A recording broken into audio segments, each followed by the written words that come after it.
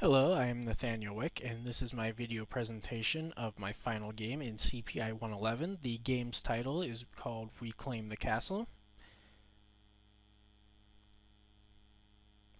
And the story behind this game is that you are a knight whom upon returning to your lord's castle has found that it has been overrun by an evil army. They have taken over the castle, killed everybody, and now you must take it back. The objective of this game is kill all of the enemies within the castle. And the gameplay is a side-scrolling action with 3 levels and 3 boss levels. You must kill every enemy on each stage to advance, and if you die, you just restart on the level that you were on.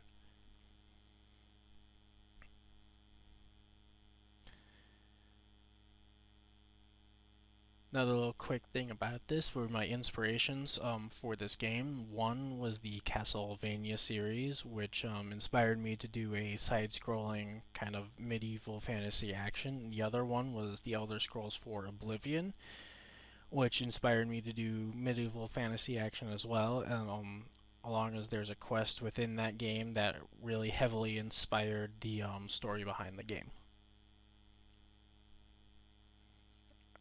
Alright, let's check the game out. So this is the menu of the game. You can see the player at the bottom and the 3 buttons. There's the dragon that is actually the final boss. And here you can see the help, which is just game instructions, which starts the game, and the credits, which just credits all these sprites. So let's start, and as you can see right away, I start off by just throwing an enemy at you because I'm cruel like that. One thing you'll notice is that when the enemies get within a certain range, they speed up and head towards the player, and then when they get within another range, they'll start attacking. Another thing you'll notice is this glitch you'll see where some of the enemies, for whatever reason, just do not hit you, which I guess makes the game a little bit easier. You have 2 types of attack, the downward slash and the upward slash. They really don't do anything different, it's just for show. Your health bar's up there. And right above me you see there's a platform, kind of a remnant of half the game that I had to scrap because I couldn't figure out how to get the jumping to work. I actually even tried just copying it from the platformer game completely, and for whatever reason it just didn't work, so it was kind of a bummer. I had to scrap half my game,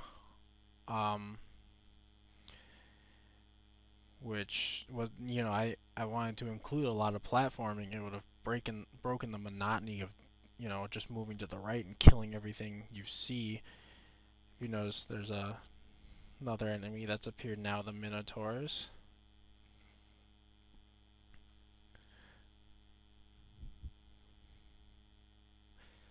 Alright, just moving forward. And there's another example. As you can see, one of them wasn't hitting me, but then when the second one came up and started hitting at me, he was able to hit me. See all these dead bodies everywhere.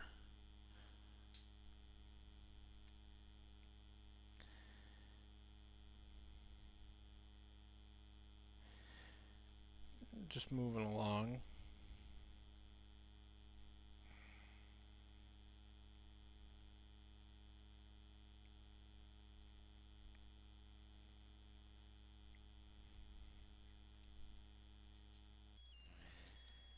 And just killing more enemies. You saw Medusa back there a little bit. I put a couple of them towards the end of the level, and then after the first boss level, they become kind of a common enemy that you'll see a lot.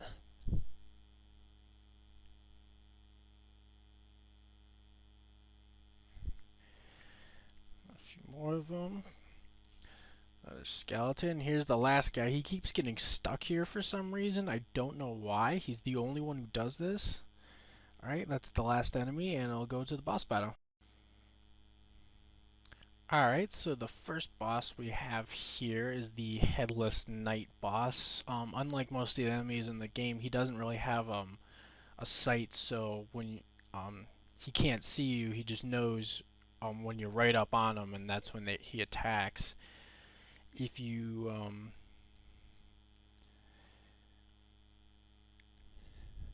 And I made all the bosses in this game extremely difficult. I've been able to take care of the nice boss. If you see these pillars right here, they were supposed to, so you were be able to jump on them and be able to get behind him and attack him really easily, so you didn't have to attack him head on, because you see how well that's working for me right now. But I had actually made up a whole story for this Headless Knight. He was I had, actually for this whole game I had made a pretty decent story for it that I wasn't able to implement,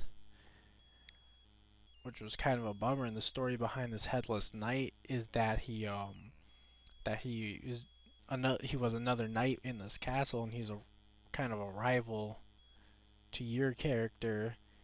And when your character discovers that he, has been beheaded and is the enemy, I was gonna have a text that would make your character appear like overjoyed that he finally got to kill this person.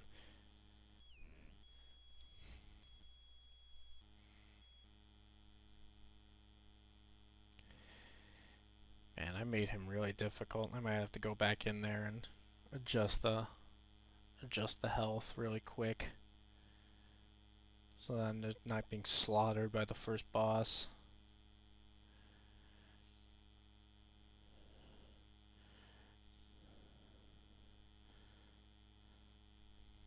So, so what I'll do is we'll just move on to the next room, so I can showcase a little bit more of this game, show you a little bit more enemies, and then I'll explain what I did wrong and what I would do different about this game and whatnot. So we'll go to that really quick.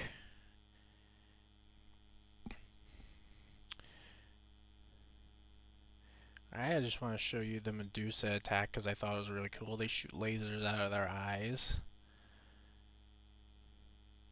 And here's the second boss. It's I think that's 5 or 6 headed snake, who you really just have to kind of press the attack on him. If you get too close to him, he does that and wipes out good chunks of your health.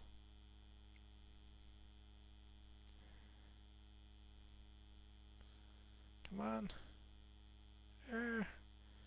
So I guess what I would have done differently with this game is I would have started on it a lot sooner. Hopefully, and maybe I would have gotten stuff done. Here's the third level. I'm showing you this just because there's enemies you don't see on the first level. They're really cool, like that gargoyle. Another one's a demon. The demons with the whip right there. So I would have started it earlier. Here's the final boss, a dragon. He's incredibly hard to defeat. And probably would have done it in a group. It's always better to bounce ideas off another person, and like if you're having a problem, have a fresh set of eyes on it. Um, but yeah, that's my game. Hope you enjoy. I hope you enjoy getting slaughtered by this dragon at the end. I've only been able to defeat him a handful of times myself. And yep, thank you.